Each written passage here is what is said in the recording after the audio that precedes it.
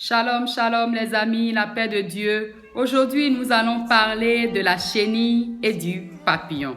La chenille subit une transformation pour devenir papillon. Et c'est ce que nous devons être.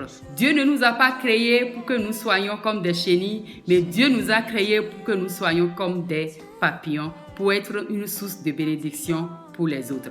Nous lisons dans Romains chapitre 12, verset 2. La Bible nous dit, ne vous conformez pas au siècle présent, mais soyez transformés par le renouvellement de l'intelligence afin que vous discerniez quelle est la volonté de Dieu, ce qui est bon, agréable et parfait. Donc Dieu veut que nous puissions nous laisser transformer par sa parole pour ne pas se conformer au siècle présent, pour ne pas adopter les attitudes de ce monde, mais pour parvenir à l'image parfaite de Dieu, nous avons besoin de nous laisser transformer par sa parole. Lorsque nous lisons dans Hébreux 13, verset 8, la Bible nous dit que Jésus-Christ est le même hier, aujourd'hui et éternellement. La seule personne qui ne change pas, c'est Jésus-Christ de Nazareth. Il est l'exemple parfait. Il n'a pas besoin de transformation.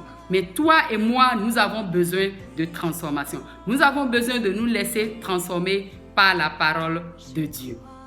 Et une personne qui a les pensées de la chenille répond comme suit. Et une autre personne qui a les pensées, qui vit comme un papillon, répond comme suit. Celle qui vit comme une chenille répond, je suis effrayée, j'ai peur, je suis impuissant.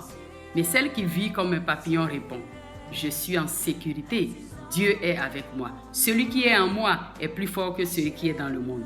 Waouh! Celui qui vit comme un chenille répond, je suis sale et honteux.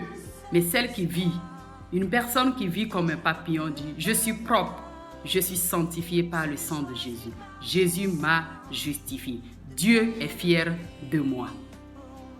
Et nous regardons la vie d'une personne qui vit comme une chenille dit, je ne vaux rien. Mais celle qui vit comme un papillon répond, je suis précieux. Je suis celle sur qui Dieu compte pour changer les choses. Je suis les mains et les pieds de Dieu. Je suis la personne choisie de Dieu. Je suis la bien-aimée de Dieu. Je suis celle qui apporte la paix là où il y a la guerre. Waouh, ça c'est merveilleux. Et la seule personne qui n'a pas besoin de transformation, c'est Jésus-Christ. Et toi et moi, nous avons besoin de nous laisser transformer par la parole de Dieu. Parce que Dieu ne veut pas que nous soyons comme des chenilles, mais Dieu veut que nous soyons comme des papillons. Et la chenille dans les champs, quand elle se pose sur les feuilles, il prend automatiquement la couleur de cette feuille. C'est pourquoi nous avons besoin de choisir nos fréquentations et de voir avec qui les personnes avec lesquelles nous fréquentons et les personnes que nous collaborons avec pour ne pas se laisser influencer par ces derniers.